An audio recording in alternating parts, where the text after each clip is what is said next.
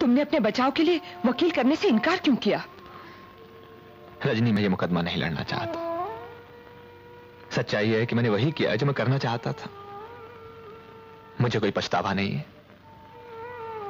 मैं नहीं चाहता कि मेरी जिंदगी के लिए कोई भी लड़े। प्रभात, मैं कोई नहीं हूं, मैं रजनी हूं, तुम्हारी जिंदगी, और तुम मेरी जिंदगी हो। हमारी जिंदगी का फैसला तुम अकेले नहीं कर सकते। मैं ये मुकदमा लड़ूंगी, तुम मुझसे ये हक नहीं छीन सकते। I will fight for your life.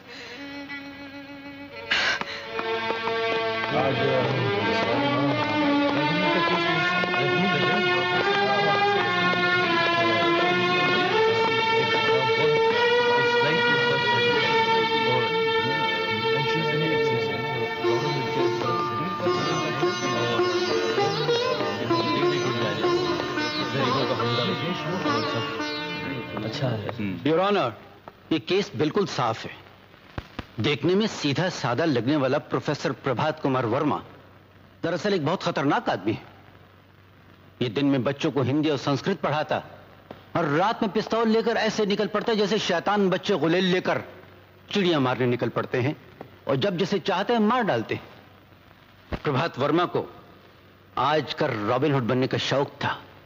इस शौक को पूरा करने के लिए, अपनी बहादुरी के डंके बजवाने के लिए इन्होंने 10 दिनों में 14 खून करके एक नया रिकॉर्ड कायम किया है। योर ऑनर, ये सारे खून शौक और शोहरत के लिए सोच समझकर ठंडे दिल से किए गए हैं। जिस आदमी की नजरों में दूसरों की जिंदगी की कोई कीमत नहीं, उसे तो खुद भी जिंदा रहने का कोई हक नहीं।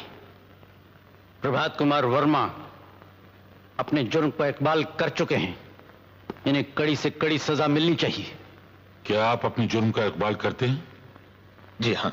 योर ऑनर, माफी चाहती हूं, मगर जब से अदालतें बनी हैं तब से हर मुल्जिम से यही सवाल पूछा जाता है जिसका कोई मतलब नहीं, जो नहीं पूछा जाना चाहिए। क्यों? क्योंकि अगर प्रोफेसर प्रभात वर्मा आपसे यह कहें कि उन्होंने कोई जुर्म नहीं किया तो क्या आप उनकी बात मानकर उन्हें छोड़ देंगे? योर ऑनर, अदालत के इस कटहरे में प्रोफेसर प्रभात वर्मा इसलिए खड़े हैं कि असलियत का पता लगाया जा सके, यह साबित किया जा सके कि ये अपराधी हैं या नहीं। और सरकारी वकील साहब ने अभी तक कोई भी ऐसा गवाह या सबूत पेश नहीं किया है जिससे यह साबित हो सके कि प्रोफेसर प्रभात वर्मा ने एक भी खून किया है। योर ऑनर, यह शख्स इतना चालाक है कि इसने आज तक कोई सबूत छोड़ा ही नहीं। ऐसा आतंक फैला रखा है कि शरीफ तो शरीफ, गुंडे तक इसके नाम से कांपते हैं। जिस किसी ने इसे गोली चलाते देखा वो जिंदा नहीं बचा, और जो 2-4 बच गए हैं वो इसे पहचानने से इनकार करते हैं, डरते हैं। जिस आदमी को कोई पहचानता नहीं, जिसका पता शक्ल कुछ मालूम नहीं, जिस पर किसी को शक तक नहीं, वो आदमी अपने आप को कानून के हवाले करता है, अपनी मर्जी से इस कटहरे में आकर खड़ा हो जाता है। योर ऑनर, अगर प्रोफेसर वर्मा से कुछ पूछना है तो ये पूछिए कि ये इस कटहरे में आकर क्यों खड़े हुए, इन्होंने अपने आप को कानून के हवाले क्यों किया। Please your honour. क्या आप इस सवाल का जवाब देना चाहेंगे? जज साहब, मैंने अपने आप को कानून के हवाले इसलिए किया है कि मेरी लड़ाई एक आदमी की जिंदगी और मौत की लड़ाई नहीं है। सवाल यह नहीं है कि मुझे सजा होगी या नहीं, सवाल यह है कि हमारे देश के लोग आराम से जिंदा रह सकेंगे या नहीं। आज इस देश में क्या हो रहा है? कानून कहां है? लॉ एंड ऑर्डर कहां है? जहां देखो वहां गुंडों का राज है, अराजकता है, बलात्कार ही बलात्कार है, कभी किसी अबला का, कभी सारे समाज का। गली गली में इंसानियत का खून हो रहा है, हमारी आजादी का खून हो रहा है, और हम चुपचाप खड़े देखते रहते हैं। पुलिस कुछ करना नहीं चाहती, कानून कुछ कर नहीं पा रहा, इसलिए मुझे पिस्तौल उठानी पड़ी। मगर एक जुर्म को हटाने के लिए दूसरे जुर्म का सहारा तो नहीं लिया जा सकता? अगर पुलिस की गोली से कोई अपराधी मारा जाए तो उसे जुर्म नहीं कहा जाता जज साहब। पुलिस पर मुकदमा नहीं चलाया जाता। मैंने वही किया है जो पुलिस को करना चाहिए था और उसने नहीं किया। कानून शिकनी के बढ़ते हुए तूफान को रोकने के लिए मैंने एक और तूफान का सहारा लिया। आज अगर इस शहर में अमन और शांति है, लोग आजादी से चल फिर रहे हैं, जिसकी वजह वो तूफान है, वो डर है। मैं मानता हूं कि मैंने खून किए हैं, लेकिन दोष मेरा नहीं है, दोष कानून का है। आज इस कटहरे में मुझे नहीं, कानून को होना चाहिए था। लेकिन कानून को कैसे बुलाया जा सकता है? बुलाया जा सकता है योर ऑनर। मैं इस अदालत में कानून को पेश करने की इजाजत चाहती हूं। मैं समझा नहीं। मैं जस्टिस वीवी देशमुख को इस अदालत में एक गवाह के रूप में पेश करना चाहती हूं। यह नहीं हो सकता। एक जज को अदालत के कटहरे में खड़ा नहीं किया जा सकता। India is a democratic country. हमारे देश में कानून की हिफाजत के लिए प्रधानमंत्री को भी बुलाया जा सकता है। मगर जस्टिस देशमुख का इस केस से क्या ताल्लुक है? बहुत गहरा ताल्लुक है योर ऑनर। ऐसा होता तो नहीं है। फिर भी जस्टिस देशमुख को अगर कोई एतराज ना हो तो मैं जो कुछ कहूंगा सच कहूंगा, सच के सिवा कुछ नहीं कहूंगा।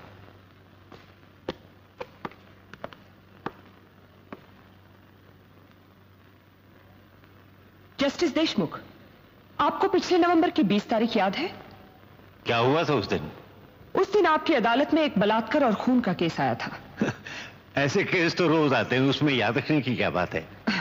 बात यह थी कि मुलजिम सुरेश ठाकुर एक अमीर आदमी का भतीजा था और उसकी गवाही देने दिल्ली से एक मंत्री महोदय तशरीफ लाए थे, याद है? हाँ, याद आ गया। तो आपको यह भी याद होगा कि आपने उसे बाइज्जत छोड़ दिया था। याद है। पूछ सकती हूं क्यों? मैं इस सवाल का जवाब देने से इनकार करता हूं। किसी जज से उसके दिए हुए फैसले पर सवाल नहीं किया जा सकता। I am sorry your honour, लेकिन मैं ये तो पूछ सकती हूं कि क्या सुरेश ठाकुर को सिर्फ इसलिए छोड़ दिया गया था कि उसकी गवाही एक मंत्री ने दी थी? मिस देशमुख। योर ऑनर, मैं तो सिर्फ वही कह रही हूं जो इस केस की प्रोसीडिंग्स में लिखा है। यह रही उसकी रिपोर्ट। इस रिपोर्ट में यह साफ लिखा है कि लाश के नाखूनों में सुरेश ठाकुर के बाल और खून की बूंदें पाई गई। लीजिए। क्या मैं पूछ सकती हूं जस्टिस देशमुख कि इस बात पर ध्यान क्यों नहीं दिया गया? मैं एक बार पहले भी आपसे कह चुका हूं मिस देशमुख कि जज के दिए हुए फैसले पर बहस नहीं की जा सकती। मैं बहस कहां कर रही हूं योर ऑनर, मैं सिर्फ ये कह रही हूं कि खून और बाल वाली बात सच है या नहीं। खून और बालों वाली बात सच हो या ना हो, लेकिन एक मंत्री ने इस बात की गवाही दी थी कि वारदात के दिन सुरेश ठाकुर उनके साथ दिल्ली में था। दिल्ली जाना और मंत्री की गवाही बनाई जा सकती है, लेकिन खून और बाल नहीं। एक जिंदा आदमी झूठ बोल सकता है, लेकिन मुर्दे झूठ नहीं बोलते। योर ऑनर, उस लड़की की लाश पुकार पुकार कर कह रही थी कि सुरेश ठाकुर ने उसका बलात्कार किया है, उसकी हत्या की है, लेकिन उसके बाद भी उस लाश की सच को नजरअंदाज कर एक मंत्री के झूठ को सच मान लिया गया। क्या वजह थी उसकी? मैं पूछ सकती हूँ क्यों? I strongly object to this your honour. मैं किसी को भी अपनी ईमानदारी पर शक करने की इजाजत नहीं देता। You must withdraw the allegation. Your honour, मैंने किसी पर कोई आरोप नहीं लगाया है। मैंने वही कहा है जो सच है, और सच यह है कि सुरेश ठाकुर ने सुधा अडवाणी का बलात्कार किया, उसका खून किया, और उसकी लाश पर इस बात के सबूत भी पाए गए, लेकिन उसके बाद भी उसे छोड़ दिया गया। जस्टिस देशमुख, पिछले नवंबर की 20 तारीख को आपने एक अपराधी को बाइज्जत छोड़कर इंसाफ को सजा दी थी, उसे फांसी के फंदे पर लटका दिया था। Miss Deshmukh, this is contempt of court. आप चाहे मुझे भी फांसी के फंदे पर लटका दीजिए, लेकिन आज मैं ये पूछने से बाज नहीं आऊंगी कि उस दिन आपने गलत इंसाफ क्यों किया, क्या कारण था उसका। Stop it now. Justice Deshmukh, उस दिन जब आपने फैसला सुनाया था, आप एक जज थे, कानून और उसके कायदे में जकड़े हुए थे, कानून की रक्षा करना आपका फर्ज था। लेकिन आज आप पर कोई बंधन नहीं, कोई पाबंदी नहीं। आज आपने गीता पर हाथ रखकर सिर्फ सच बोलने की कसम खाई है। आज ये गीता आपकी आत्मा से पूछ रही है कि उस दिन कानून की रक्षा करते करते कहीं इंसाफ का खून तो नहीं हो गया था? उस दिन आपके दिल में कानून और इंसाफ के बीच कहीं महाभारत तो नहीं चल रहा था? बोलिए।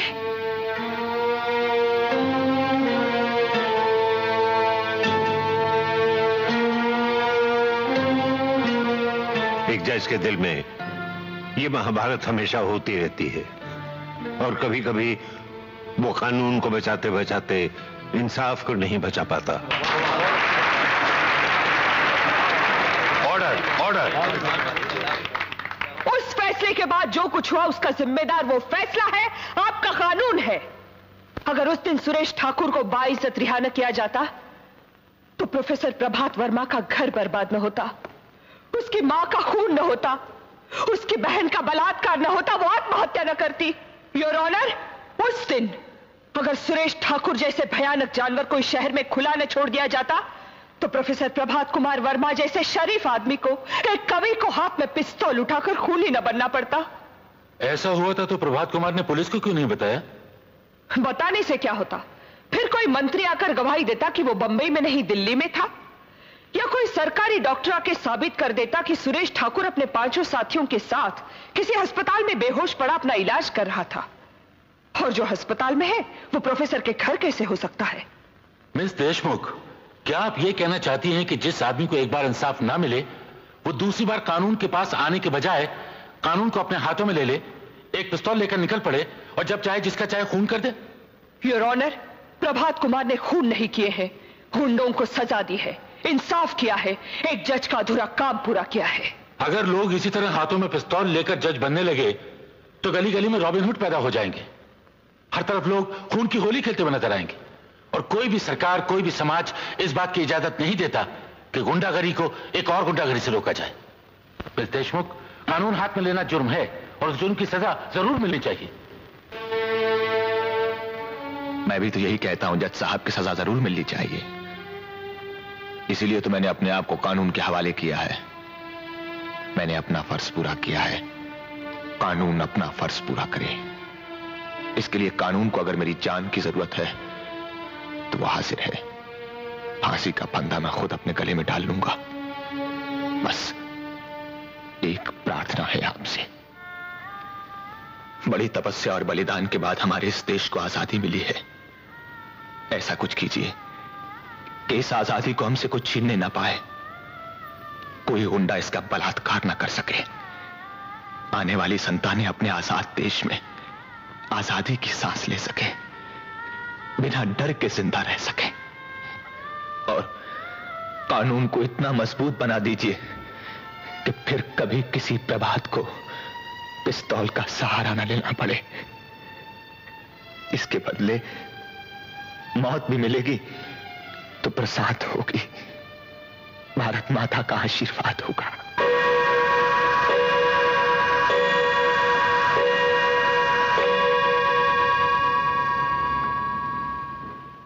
The court is adjourned.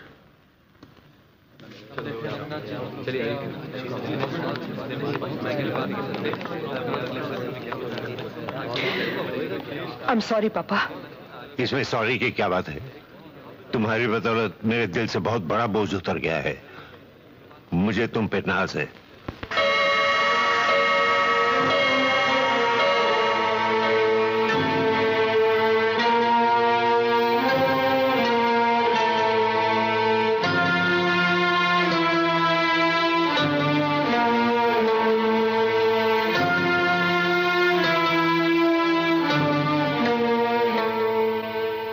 सुनिए, खाना लग गया है।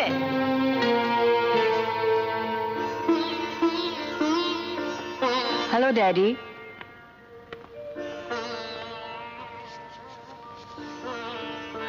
Hello daddy. हेलो बेटी। तुमसे कई बार कहा है कि अदालत की परेशानियां घर पे नहीं लाया करो। क्या करूं भाई, काम ही ऐसा है।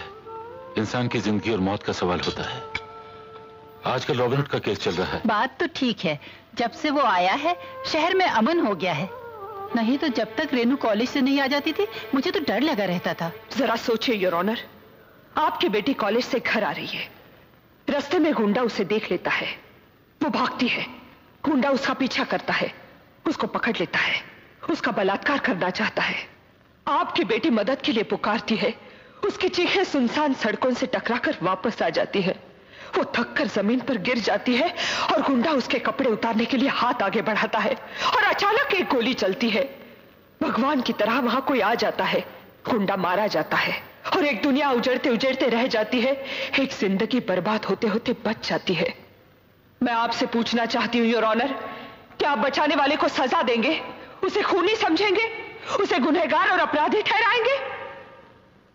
तुम कहना क्या चाहती हो? योर ऑनर, प्रभात कुमार मुजरिम नहीं है।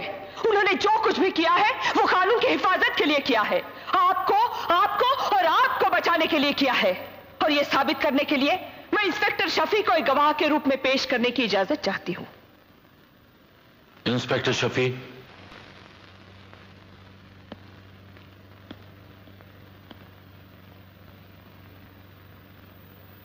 मैं कसम खाकर कहता हूं, जो कहूंगा सच कहूंगा, सच के सिवा कुछ नहीं कहूंगा। जब आपको कमिश्नर साहब ने बुलाया और रॉबिनहुड का पता लगाकर उसे गिरफ्तार करने का हुक्म दिया तब आपने क्या कहा? मैंने यही कहा कि रॉबिन हुड तो पुलिस का काम कर रहा है और पुलिस से अच्छा काम कर रहा है। जो काम हम पिछले 25 वर्षों में नहीं कर पाए वो उसने 10 दिन में करके दिखाया। कैसे? क्या किया उन्होंने? इन्होंने गुंडों के दिलों में डर, दहशत पैदा कर दी है। आज शहर में अपराध कम हो रहे हैं, क्राइम रेट गिर गया है, हर आदमी सुकून और शांति की नींद सो सकता है आज। जब आप प्रभात कुमार को गिरफ्तार करने गए तो क्या वो भाग खड़े हुए? जी नहीं, बल्कि मैंने इनसे कहा यह शहर छोड़कर भाग जाइए। इन्होंने भागने से इनकार किया और कहा समाज में सारी गड़बड़ियां सिर्फ इसलिए चल रही हैं कि पुलिस अपना फर्ज पूरा नहीं कर रही, कानून अपना फर्ज पूरा नहीं कर रहा। मैं अपने आप को कानून के हवाले करता हूं जिससे कि मेरी आवाज अदालत के जरिए लोगों तक पहुंच सके और मैं बता सकूं कि मेरी पिस्तौल से निकली गोली का काम सिर्फ अपराधियों को मारना ही नहीं, कानून को जगाना भी था। मैंने अपना फर्ज पूरा किया है, आप अपना फर्ज पूरा कीजिए।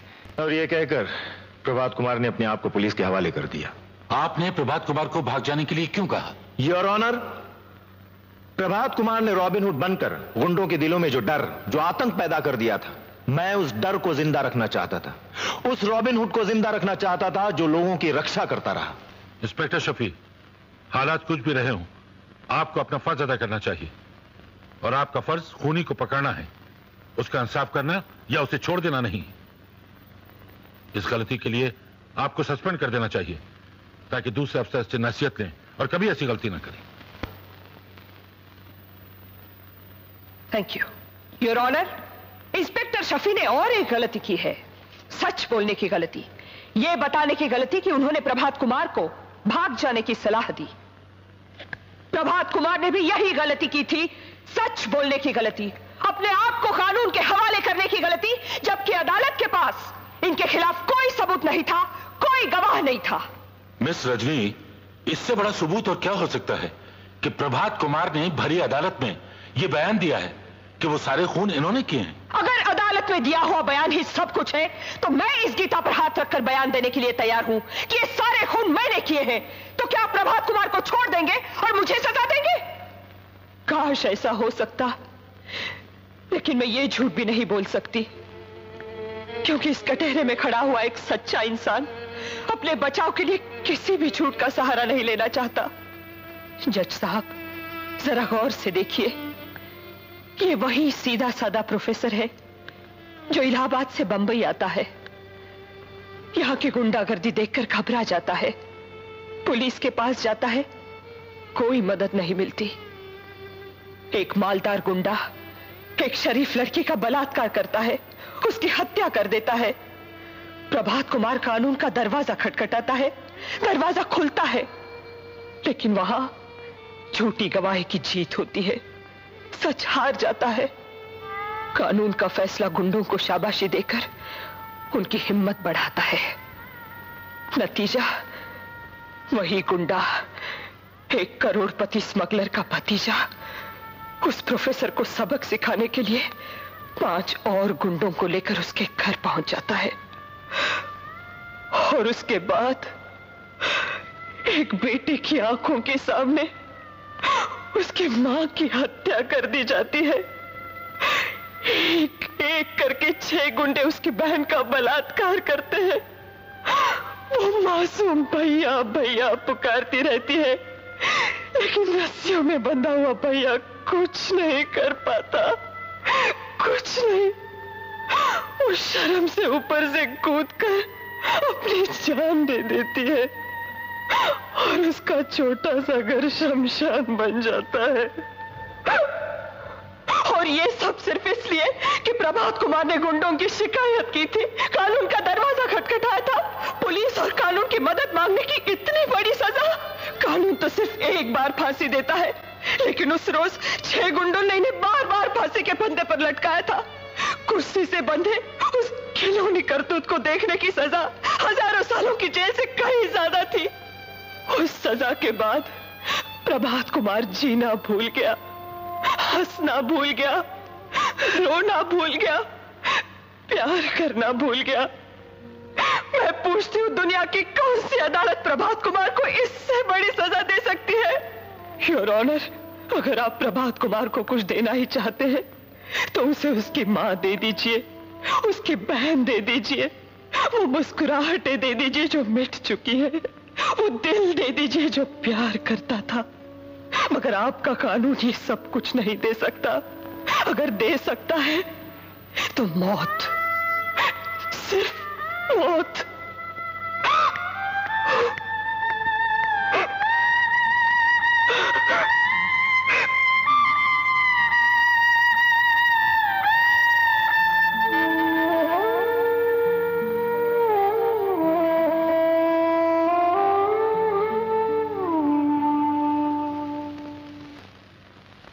इसमें कोई शक नहीं कि पिछले कुछ दिनों से हमारे देश में अपराध और अराजकता बढ़ती चली जा रही है।